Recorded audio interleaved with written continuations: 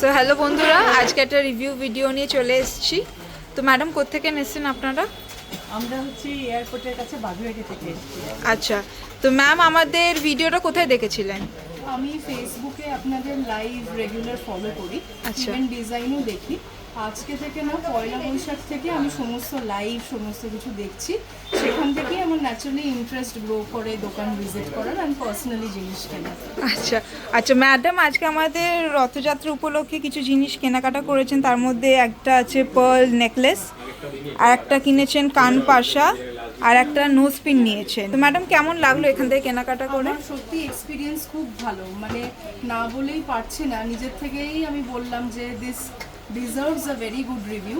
আমার overall shopping এক্সপিরিয়েন্সটাকে আরও বেশি এনহ্যান্স করেছে ইন্দ্রাণী আর পার্থ। ওরা দুজনে যা যা বলেছি সমস্ত জিনিস বের করে দেখিয়েছে। যতবার বলেছি। অ্যান্ড খুব খুব ভালো কালেকশন।